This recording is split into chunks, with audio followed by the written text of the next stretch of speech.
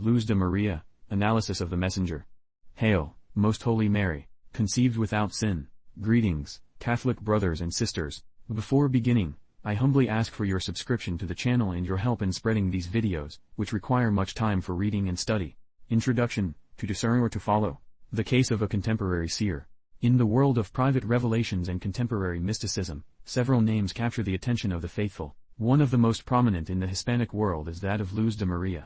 Her messages, prophecies, and calls to conversion have resonated with thousands of people for over 15 years. Following St. Paul, who in his first letter to the Thessalonians gives us a guiding principle, test everything, hold fast to what is good. First letter to the Thessalonians, chapter 5, verse 21. Today we will talk about this alleged seer. Who is Luz de María? What does her personal and public history tell us? First part, the official narrative and its questions, between the celestial and the earthly. On her official website, Luz de María presents a life guided by God since her birth in Costa Rica. She speaks of a family with deep Christian roots, angelic manifestations from youth, and a decisive encounter with the Virgin Mary in 1991. She claims that, after a long period of preparation and discretion, she received a direct order from heaven to make herself known and transmit the divine word to all humanity. She declares that Jesus himself is her spiritual director, and that her mission is to announce and denounce in total obedience to him.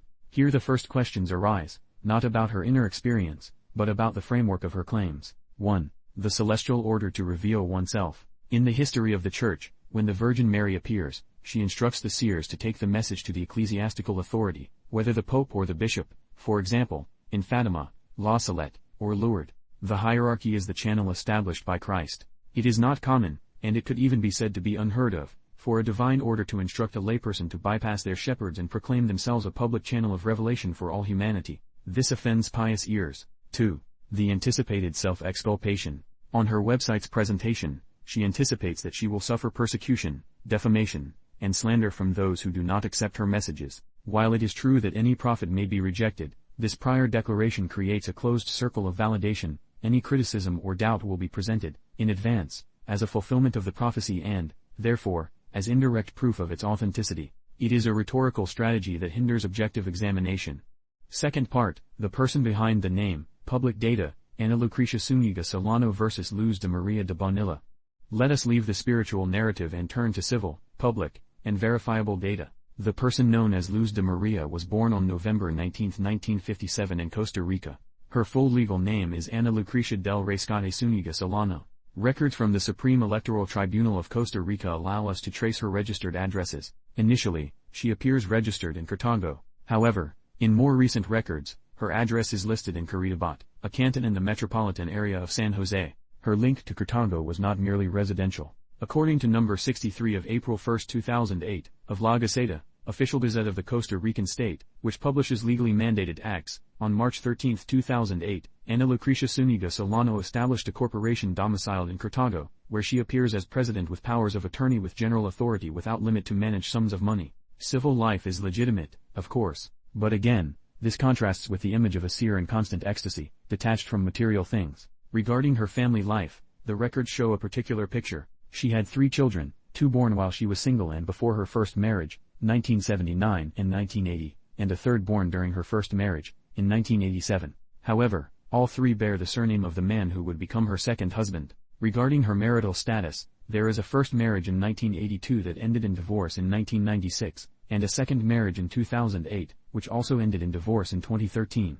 Thus far, the documented facts. Personal life, with its complexities, is a matter of individual conscience and divine mercy. However, the credibility analysis requires asking, is there transparency and narrative coherence? The current official biography speaks of a mother of 8 children and a decades-long marriage. Civil records, as we have seen, present a materially different reality in several aspects.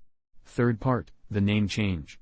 Now, the most striking aspect of her private life, jealously hidden from the public, is the name change. Until 2007, Luz de María published pious meditation books under her real name, Ana Lucrecia Zuniga, which is available for download on her website.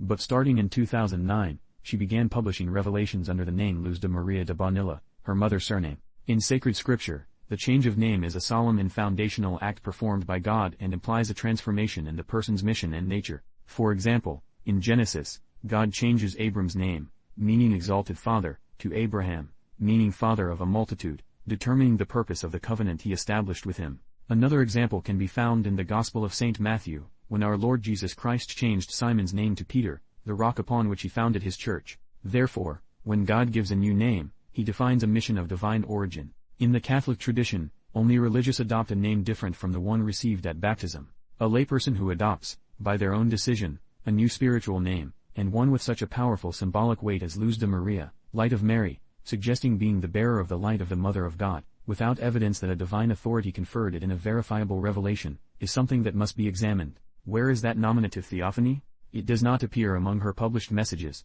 Therefore, this change seems more like a personal decision or a pure spiritual marketing strategy to show a before and after. The author of devotionals disappears, and the global seer is born. The question is inevitable: is this an act of humility or the usurpation of a symbol of the highest importance? Fourth part, the search for legitimacy and the questionable imprimatur. A crucial element in discerning private revelations is the judgment of the church and the local bishop where the phenomenon occurs. Luz de Maria is Costa Rican, but the Archdiocese of San Jose de Costa Rica, her diocese of origin, has never issued an approval of her messages. In official terms, it maintains a prudent silence, which can be interpreted as distance. But in 2017, a key document appears, an imprimatur, that is, a permission to publish indicating that no errors against the faith are found, something we will analyze later, granted by Mons. Juan Abelardo Mata Guevara, then Bishop of Esteli, Nicaragua. This raises serious canonical and common-sense questions. 1. Why would a bishop from Nicaragua grant an imprimatur on messages received by a seer residing in Costa Rica and later in Argentina? 2. This seems like a tactic seeking validation in a distant jurisdiction where scrutiny of the person and their environment is less or non-existent. This approval is illegitimate, since the Bishop of Nicaragua cannot judge, barring exceptions, a faithful from another diocese. The question is self-evident: if the messages are so urgent and vital for humanity, why did the Virgin not inspire the seer to seek and humbly submit to the judgment of her own bishop, the pastor assigned to her by Christ? Or why did she not inspire her diocese's bishop to welcome her? Fifth part, dangerous associations and the Bon Giovanni case, birds of a feather flock together. Although this point has been discussed many times on other YouTube channels, it is important to recall it because it completes the negative picture regarding the alleged seer. In 2015, Luz de Maria participated in a public conference alongside Giorgio Bon Giovanni, an Italian known as the stigmatist of Fatima. Bon Giovanni is a pertinacious heretic, and his doctrine is a syncretism of Catholicism, ufology, and New Age. He denies central dogmas, such as the divinity of Christ or the reality of the bodily resurrection, and promotes the idea of extraterrestrial brothers as saviors. Now, for a Catholic seer, who claims to receive messages from Jesus and Mary, to associate with and share a platform with such a character is, to say the least, disconcerting. Did the Virgin, always zealous for the orthodoxy of her Son, not warn her about the danger of that association in one of the hundreds of messages she delivered to her? The Virgin would be a bad mother who leaves her daughter adrift in dangerous relationships. Finally, it is important to clarify that these claims do not prove anything about the veracity of her messages, but they do speak to her criteria for discernment. At best, it is a grave imprudence; at worst, it suggests an affinity with certain syncretic environments far from traditional Catholicism. Sixth part, conclusion, reasonable doubts. We have reviewed, then, a series of objective facts that raise many doubts. 1. The personal narrative conflicting with civil records calls her veracity into question. 2. The change of identity to a name of high symbolism calls her humility into question. 3. The search for ecclesiastical legitimacy, outside the ordinary channel, calls the legitimacy of the imprimatur into question. 4. The public association with a declaredly heretical figure calls her orthodoxy into question. Together, these points build a pattern of anomalies that any serious investigator cannot ignore. The Church, when discerning mystics, speaks of the need for transparency of life, humility, obedience to the hierarchy, and doctrinal orthodoxy. What we have seen today raises reasonable doubts about the fulfillment of these criteria in the case of Luz de Maria. But our examination cannot stop here, because a questionable messenger can, in theory, transmit a true message. According to the doctrine expounded by St. Thomas Aquinas, false or even demonic prophets can, in effect, announce true things. This is based on the following points. 1. Nature of the demon's superior knowledge. Demons, by their nature being intellectually superior to humans, can know certain realities that transcend natural human knowledge. Therefore, they can reveal truths to men. Question 172, Article 5. 2. Mixture of truth and falsehood. St. Thomas argues that, just as there is nothing totally devoid of good, neither is there any knowledge totally false without some mixture of truth.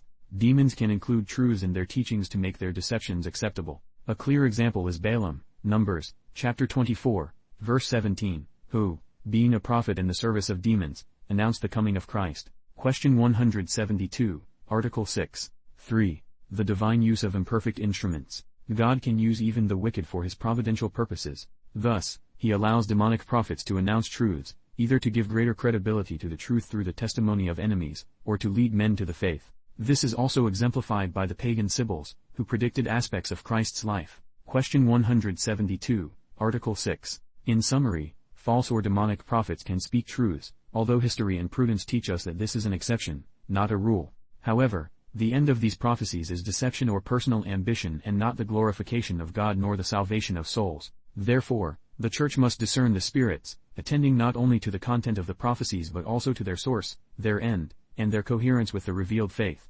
First Letter of John, chapter 4, verse 1. Therefore, the next step is logical. Although this woman raises many doubts for us, we must equally analyze the messages she claims to receive, her prophecies, and her theological affirmations. Are they orthodox? Have her predictions been fulfilled? That will be the topic of our next video. In the end, as the Gospel says and Castellani recalls, by their fruits you will know them.